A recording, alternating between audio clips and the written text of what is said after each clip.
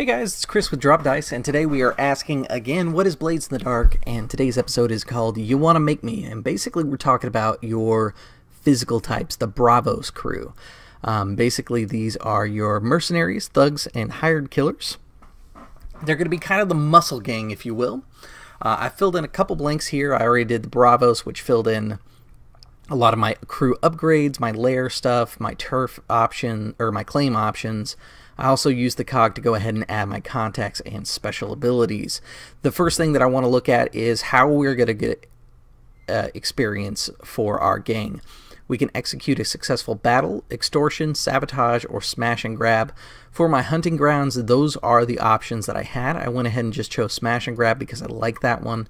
I did a one-shot that included a smash and grab, and I really just had a lot of fun with it. So smash and grab is going to be their thing to do. From here, what we're going to do is remember that the crew starts off with 2 coin, and you have a 0 tier and a stronghold with 0 rep. So stronghold's already done. My tier 0 and 0 rep. Perfect. Moving down the list, we are also going to pick out our lair. I've chosen an abandoned ink rake's office just because I thought it sounded fun. And we're going to do it in Crow's Foot, because this gang wants to kind of be in the mix of it all.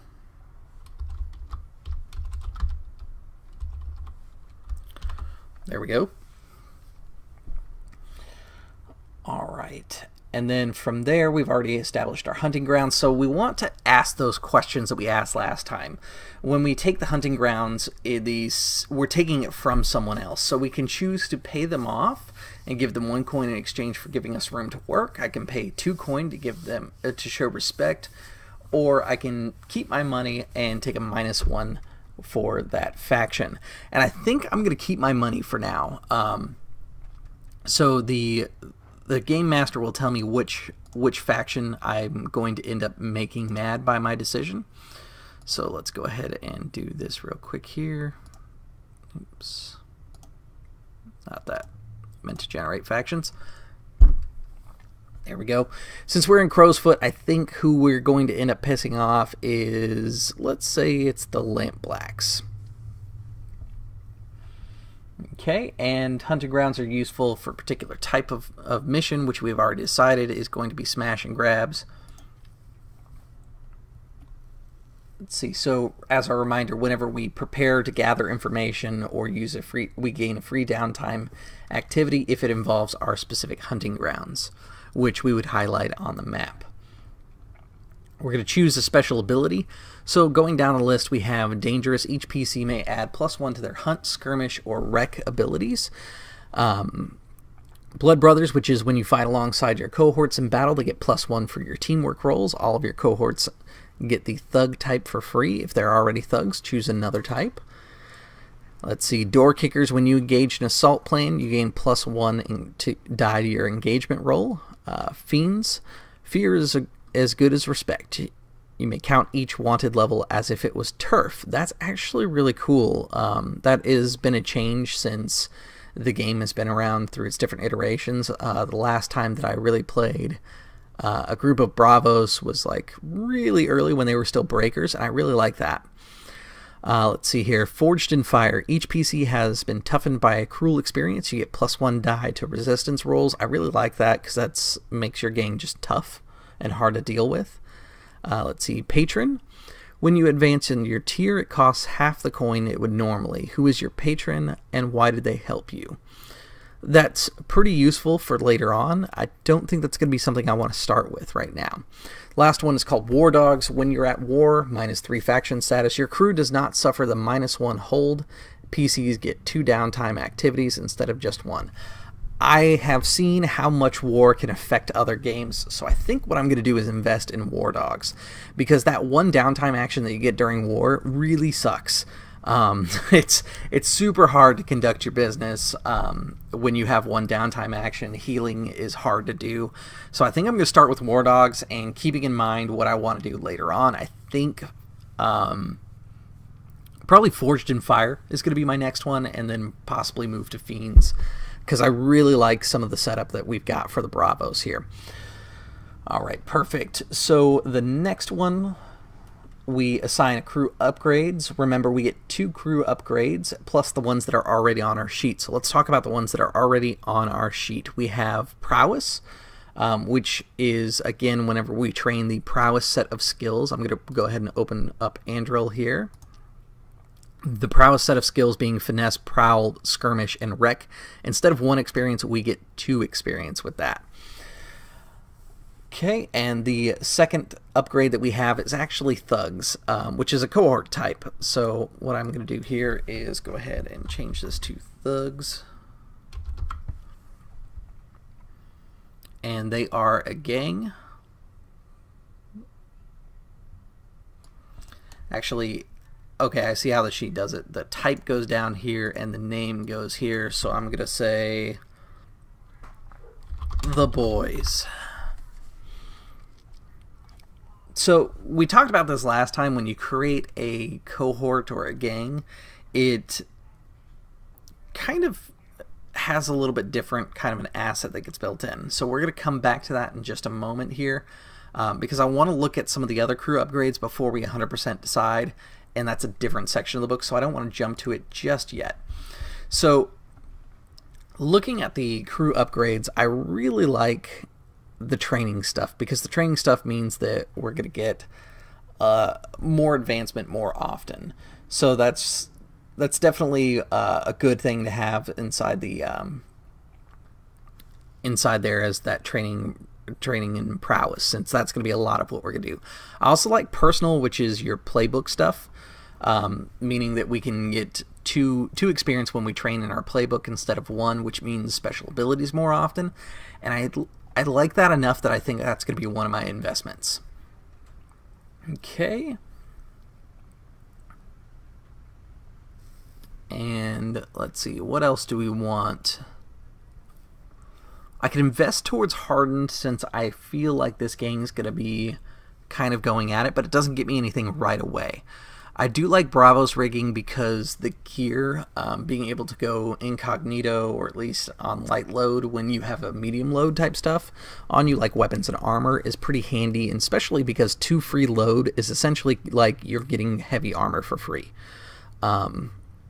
which is pretty handy. I do like the idea of Iron Hook contacts, which means that when I go to Iron Hook, I would be able to gain more turf options inside there, or possibly have a better stay in Iron Hook when I go. Those are really cool options, but I think for this gang, before things get really hairy, I'm going to go ahead and invest 1 into Hardened. Once I get to 3, all of my gangs are going to have an extra trauma box. So looking back at Andril right now, he's got 4 trauma. If I needed to, I could actually bump that up and go to 5 trauma, and that's again through the cog here. Let's see here. Show an extra trauma box. Once I do that, I now have extra trauma available for the character. And that would be once I unlock that feature, of course. All right, perfect. And let's jump down to cohorts. Cohorts is a little bit in depth, so kind of bear with me here. A cohort is a gang or an expert that works for your crew. To recruit a new cohort, you have to spend 2 upgrades. To create them, you use the process below. This is straight from the book. I'm just going to kind of read the important bits for us. We've chosen to do thugs, which are killers, brawlers, and roustabouts. A gang has a scale and quality equal to your current tier. So right now my tier is 0, so their scale and quality is going to be 0. And that's mainly for the GM to kind of determine how things work with your gang. So let's see here. The scale of the boys would be 1 to 2 people. When my crew is tier 2, my gang quality is 2, and scale is 2, which would be about 12 people. And that's the example they give inside the book here. Some crews will add the elite feature, which we do have the option to get elite thugs eventually. And they add +1 die for whenever they roll for a given type. So if you're tier 1, you have an elite group of thugs, they get +1 die from being the elite tag, and they would roll 2 dice whenever they try to kill a target. Easy enough.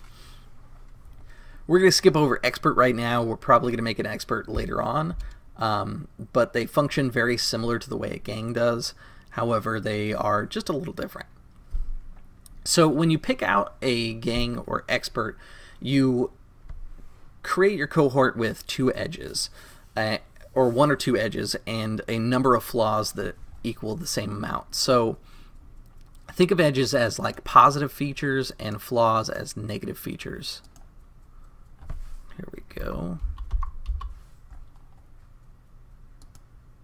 There we go. So for edges, we have fearsome. The cohort is terrifying in an aspect and reputation. Independent, the cohort can be trusted to make good decisions and act on their own initiative in the absence of direct orders. Loyal, the cohort cannot be bribed or turned against you. Tenacious, the cohort will not be deterred from a task. The flaws are kind of the opposite, which is principled. The cohort has ethics or values that it won't betray. Savage, the cohort is excessively violent or cruel. Unreliable, which is kind of the opposite of independent there. The cohort isn't always available due to obligations or stupefaction from other vices. And the cool thing is if you wanted to combine 2 opposing things, like let's say you wanted to be unreliable and independent, what it could be is that the gang has other ties throughout the city. They talked about having other obligations. Maybe these people are wrapped up in their own family business and they don't have 100% of the time for you, but when they're there, they are smart enough to act on their own, they get the job done, that sort of thing. The last one is wild, which is the cohort is drunken, debauched, and loudmouthed. I like to pick my flaws first so I know how deep I'm getting myself into, so that's how I'm going to do it. I like the idea of them being wild and savage, actually.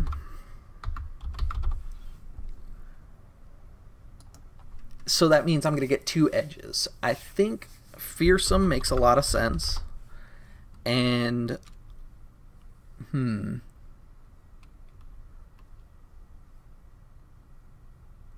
kind of want them to get me in trouble for a little while, so I don't know that independent is the best, but I really like loyal, because I would hate to have these guys turn against me, considering I'm making them kind of crazy assholes.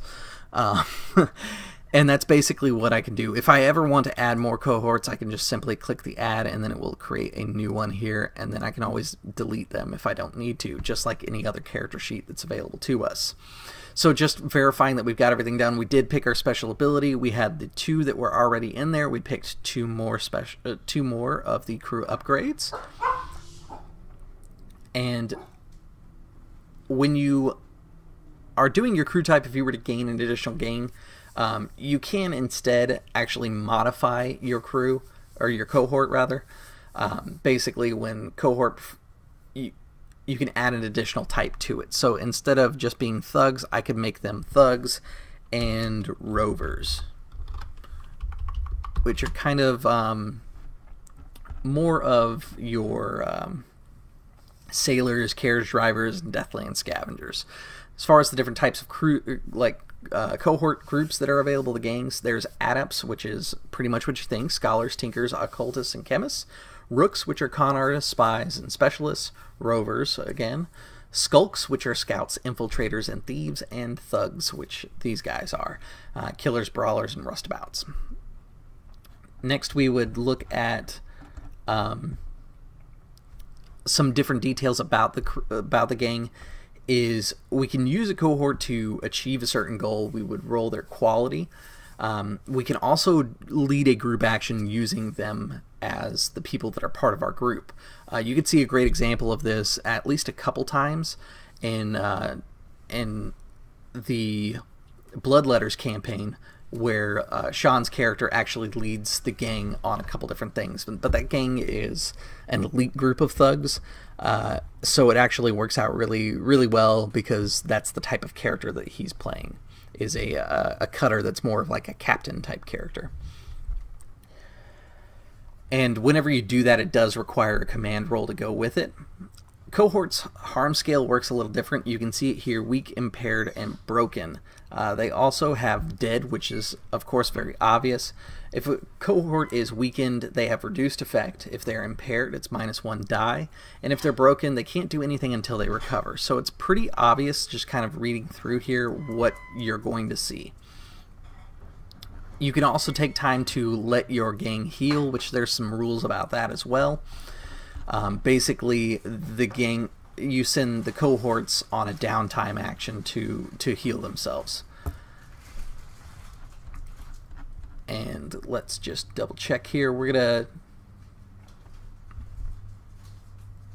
talk about our faction, how we got those upgrades. So faction either helped us out or harmed, or one faction helped us and one faction harmed us, and we still have coin to spend, so we can actually modify those numbers a little bit. So I think the red sashes are kind of the obvious choice since the lampblacks don't like us. I think they're going to be the ones that helped us, and we spent a coin to kind of up our friendship, which if we start with the red sash lampblack war setup, I think we know who we're going to join sides with. It's probably the sashes. And one faction was harmed when you took the upgrade, take a -2, or spend coin and take a -1 instead. And I'm going to say that the crows were harmed, and I'm going to spend 1 coin to drop it down to -1 instead. So that's going to eat both of our coins from the crew. We're going to choose a favorite contact and take +1 status with them. Let's see here. Or excuse me, not a favorite contact. We're going to choose a contact, which will be a positive person, and let's see here. I think a Physiker would work really well, or a ward boss. So we've got a couple different options here. We've got Blue Coat, Blacksmith, Pit Fighter, Tavern Owner, but I really like the idea of the ward boss, basically being on the good side of the guy that really controls the ward. And I could decide which ward he controls, but maybe he's part of the reason why we've come up the way we have. Okay, and this is a step I missed last time. I guess it wasn't 100% laid out in a way that I understood it to be, but essentially, after we choose our favorite contact, we record the faction status changes related to our contact. One faction is friendly with your contact, take +1 status. One faction is unfriendly towards your contact, take a -1 status. So I'm thinking that as a ward boss, he's probably friendly with the blue coats because he's been paying them off. And he's probably unfriendly with, let's see, probably the Grey Cloaks. The Grey Cloaks are kind of a unique gang. They're actually vigilantes that are a lot of them are prior blue coats that are fighting for a form of justice in the city. So maybe he's wrapped up in that mess. And then at your option, you may increase the intensity of your faction's relationship with your contact and take a +2, -2 with them instead. I think I'm going to keep it as a +1, -1, and not go too deep down that path. So that's pretty much how we make Bravos. As kind of a quick note here, looking at the claims option, there's actually quite a bit of turf that's on their chart. But they've got some different things inside here, and I promised that we'd go through a chart a little bit more. So whenever you want to get a claim, you look at your chart and you follow the path. If it's got a line to it, that means it's very easy to acquire. However, you can jump across or even take ones from other playbooks. So if I wanted to get Blue Coat Confederates, I could do so right away, but it's going to be a much harder mission because it's basically 2 points away from where I am right now. The smart way and effective way to do it would be to take like turf, then warehouses, then blue coat Confederates, or street fence warehouses blue coats, or turf blue coats. Basically, work my way naturally through the chart to get to where I want to be. And each one of these claims actually gives us a good benefit, which is effective during usually a downtime action, but it'll say otherwise, like Protection Racket. You get a tier roll minus heat and coin each downtime action. Informants, you get +1 to gather information. Terrorize the citizens, you get +2 coin for battle or extortion, which if I chose hunting grounds as battle or extortion as those ones, then I would definitely want terrorized citizens. Street fence is +2 coin for lower class targets, which would be anybody who's a lower tier and stuff like that. Blue coat intimidation is -2 heat per score. That sounds pretty handy for my group because I don't want the cops hassling my stuff, basically. Barracks, you get +1 scale for your skulks cohorts. Pit fighting is basically another type of racket. You get tier roll minus heat and coin and downtime. And then Infirmary, +1 die, do healing rolls. Infirmary sounds pretty good. So does Blue Coat Intimidation. So my path that I have in mind is I want to claim some turf, because that turf equals respect. And it gets my name and my gang known out in the city. We're going to piss some people off, but at the same time, we're going to grow, and that's what's important. Then I'm probably going to move to Blue Coat Intimidation and then Infirmary, because those are the things that I'm definitely going to want. Because as I'm pissing people off, taking this stuff away from them, I'm probably going to need doctors to help me out eventually. And that's why I went ahead and prepared myself with War Dog, because as a Bravos, I expect myself to get in war at some point. So let's talk about modes of play. I mentioned that map control is one of them. Bravos is a gang that definitely benefits from map control. That's why there are 4 blocks of turf inside here. The other thing is you want to look at your tier. The stronger your tier is, the more effective you are in combat and just doing things in general. So for anybody, tier upgrades are always good, but Bravos really want to be able to strong arm the map. Think about the mob and basically running racketeering and stuff like that. That's what you really want from your Bravos, is you want to control the map, control like the drugs that are coming into your end of town, the people that are just conducting regular business, like your washaterias, your docks, and things like that. You want to control it, and usually by intimidation, which is why a lot of the stuff inside here really matches that theme. The other thing that I would really recommend if you're looking at Bravos is look at those prison claims. Prison claims are actually super handy. And a lot of them, Bravos, it would benefit your gang to basically, when your wanted level gets high enough, purposely send one of your guys to jail so that you can claim up on some of those prison claims. Any gang will benefit from them, but again, Bravos are kind of suited more towards that style of play. It makes a lot of sense for a Bravos to be like, all right, Joe, it's your turn, go to jail. Because I think of them as like a strong arm mafia type, and that really plays up well with it. So from there, it looks like we are all set. If we wanted to add notes about which gangs we modified, why, and things like that, like we did with the Assassins, we absolutely could. We could also name ourselves, but the only thing that I'm missing is my reputation. So let's go back to the reputation section here, because I kind of breezed past it, and I forgot to include it when I was filling in this stuff beforehand. So we can be ambitious, brutal, daring, honorable, professional, savvy, subtle, or strange. I really like ambitious for a group of thugs. I'm not sure really why, other than it makes a lot of sense. Like, you want to come up in the world, you want to be the best, you want to be the top. And so I think that's a good way to do it. With that said, guys, that's all there is to making Bravos. As you can tell, it was much easier this time than when we went through Assassins, because we're getting a little faster in the system. If you have any questions about this gang or anything else that we've gone over, throw it in the comments section. As always, like, share, comment, and subscribe. If you are new to the channel, thank you very much for tuning in, and I want to welcome all of you to a new thing that I'll be doing starting later tonight. At 8 o'clock Central Standard Time, which is UTC -6, I will be starting a Blades in the Dark live play with a couple friends that are also content providers that have been interested in Blades in the Dark. So we're putting together a crew, and we're going to start exploring the city. So if you want to see more of this, I know they're interested in playing Hawkers, which I'm going to probably put out a series of videos just like I did last time and just clump them out there to YouTube. I'm going to try and at least make it to Hawkers before I finish up for today, because I do have other things to do before the game starts.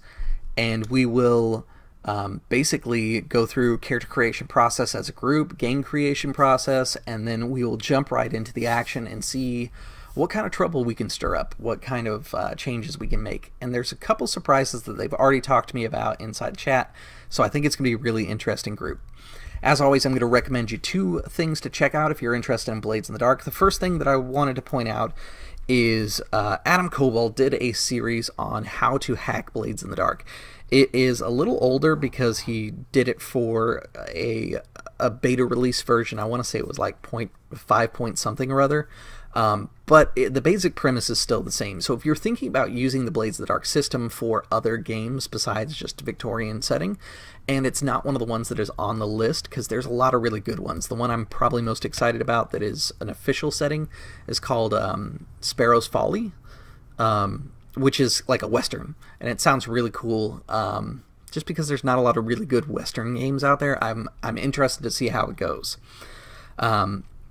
So check out Adam Cobal's YouTube channel for that video, How to Hack Blades in the Dark. The next thing that I'm going to recommend is a live play series that will be starting tomorrow on Thursday the 6th, which is twitch.tv actual play, and that's going to be Scum and Villainy with Strauss, who is the creator of the Scum and Villainy playset. Checking out those two things within the next couple days, and hopefully my own game. I hope to see you guys inside the comments section, filling in information, chatting back and forth with us. And similar to the ItMeJP format and misclicks, we're going to do hour-long segments, take a break, and 4 hours in total. So hopefully we see you guys there. Thank you for tuning in, and I'll see you at the gaming table.